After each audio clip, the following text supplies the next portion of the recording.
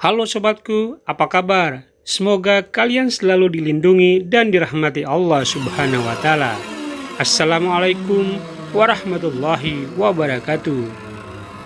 Jumpa lagi bersama kami di channel kesayangan ini. Surah Al-Mudaththir, pintu masuk mukjizat angka dalam Al-Quran. Allah Subhanahu wa Ta'ala berfirman dalam Quran surat Al-Alaq ayat 1 yang artinya, bacalah dengan menyebut nama Tuhanmu yang menciptakan. Ini adalah ayat pertama yang diturunkan kepada Muhammad SAW sebagai Nabi. Mengenai ayat pertama yang menjadikannya sebagai seorang Rasul, Allah Subhanahu wa Ta'ala berfirman dalam Quran surat Al-Mudaththir ayat 1 yang artinya, hai orang yang berkemul atau berselimut. Ini disebutkan oleh Al-Zarkashi dalam karyanya yang terkenal Al-Burhan. Kenabian adalah wahyu yang diturunkan kepada seseorang melalui malaikat, memberikannya suatu kewajiban yang khusus. Sementara kerasulan adalah wahyu yang diturunkan kepada seseorang melalui malaikat, memberikannya suatu kewajiban umum. Apa yang menjadi perhatian kita di sini adalah diskusi mengenai surah Al-Mudaththir, yang merupakan ayat pertama yang diwahyukan kepada Muhammad SAW yang menjadikannya seorang Rasul. Meskipun seluruh surah tidak diturunkan utuh dalam satu waktu, ayat-ayat itu tetap mencatat waktu kejadian kerasulan Muhammad SAW, kemudian diikuti oleh bantahan, sikap tidak masuk akal, dan usaha-usaha untuk menyangkal kenyataan Al-Quran dari orang-orang kafir. Surah ini juga menyebutkan kegagalan orang-orang musyrik untuk membuktikan kepalsuan Al-Quran, dan kegagalan inilah yang mendorong mereka menjadi keras kepala dan berpaling dari kebenaran. Itu merupakan sifat dari orang-orang yang sombong, yang hati dan pikirannya telah dikuasai oleh nafsu dan egoisme masing-masing. Mereka menginginkan status quo tetap sama tanpa peduli aspek-aspek negatifnya dan enggan untuk berubah, meskipun perubahan itu membawa kebaikan dan berkah. Oleh karena itu, perlu ada ancaman yang berat untuk menyingkirkan semua hambatan yang menghalangi kemajuan kebenaran. Tradisi serta adat perlu dipinggirkan sehingga kalimat Allah dapat maju. Karena itu ancaman adalah api neraka, api yang akan membakar semua pendosa tidak terkecuali. Itu adalah api yang membakar dan menghancurkan semua bentuk keindahan yang dengannya kebanyakan orang terperdaya dari dunia yang fana ini. Itu adalah api yang membakar dan mengosongkan kulit. Dan di atasnya ada 19. Kemungkinan arti dari 19 yang disebutkan dalam ayat ini adalah makhluk-makhluk suci, para malaikat. Mungkin juga mereka adalah makhluk Allah lainnya yang tidak kita ketahui.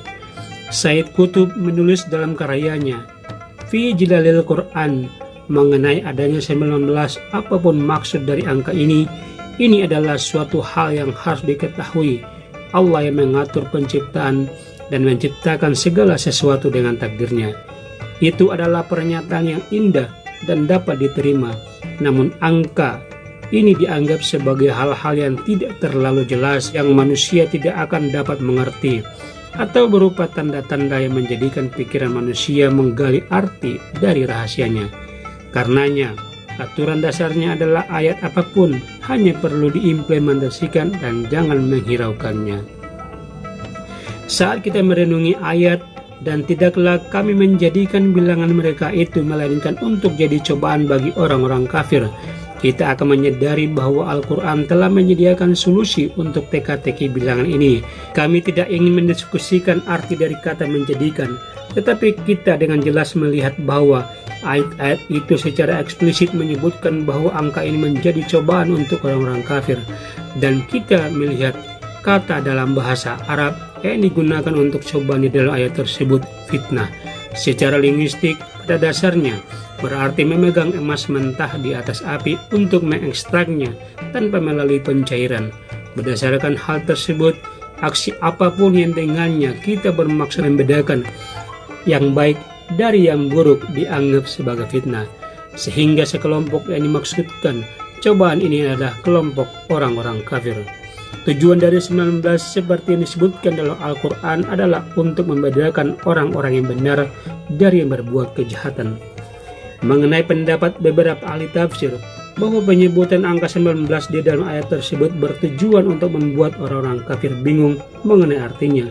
Padahal tersebut hanya menyebutkan bahwa kata fitnah dalam surat tersebut adalah sebuah konotasi negatif. Tidak ada kebaikan yang akan keluar dari kesimpulan ini.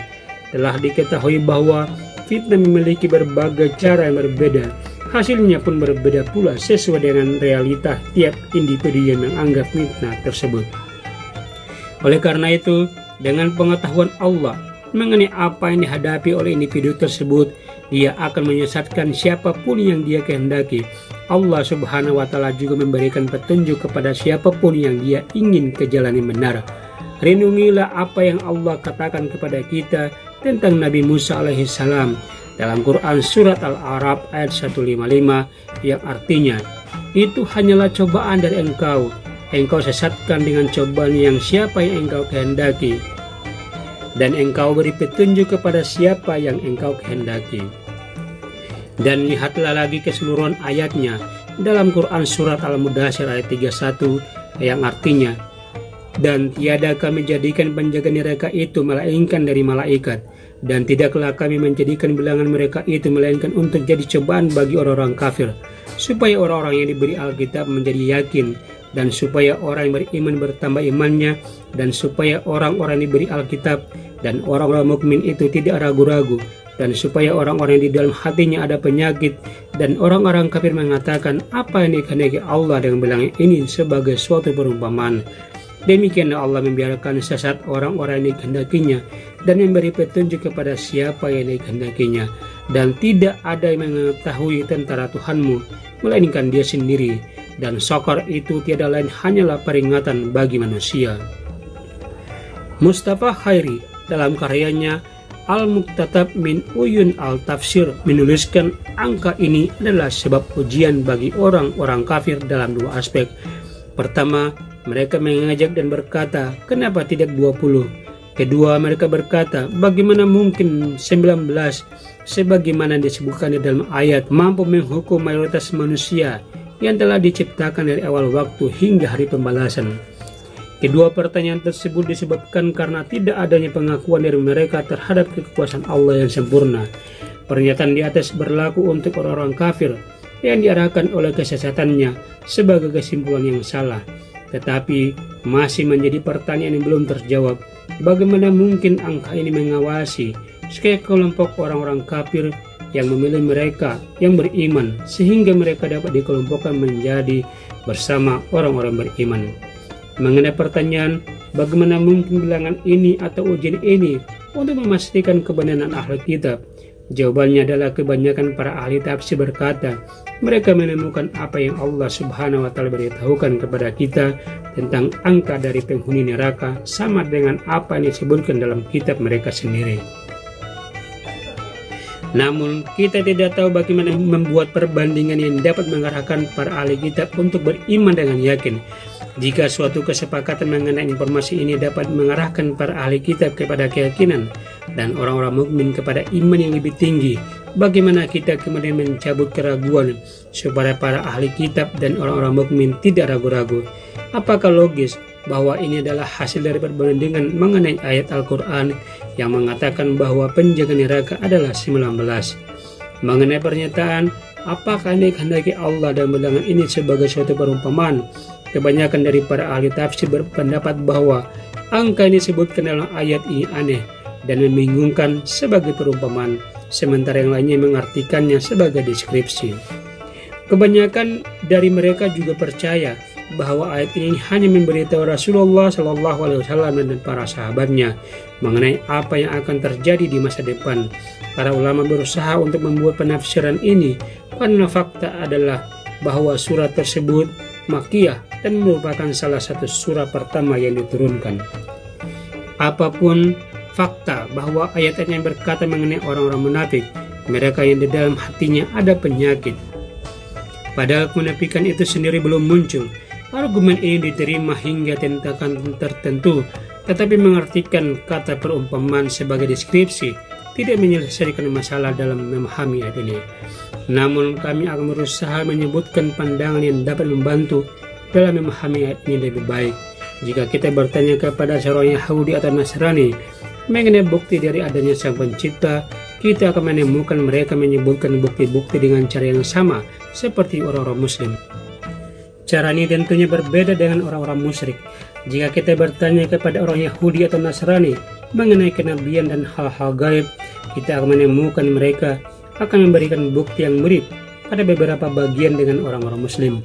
Ini disebabkan perbedaan antara mereka dan orang-orang Muslim bukan dalam keyakinan terhadap hal-hal gaib dan hal-hal agama. Akan tetapi, perbedaannya ada pada penambahkan keyakinan itu dengan kenyataan atau ketidakmampuan untuk melakukannya, termasuk juga perbedaan dalam detail hukum syariatnya. Karena itu orang-orang Muslim dengan ahli kitab tidak berselisih mengenai keberadaan Sang Pencipta. Mereka berselisih mengenai sifat-sifat dan perbuatannya dan mengenai hukum-hukumnya.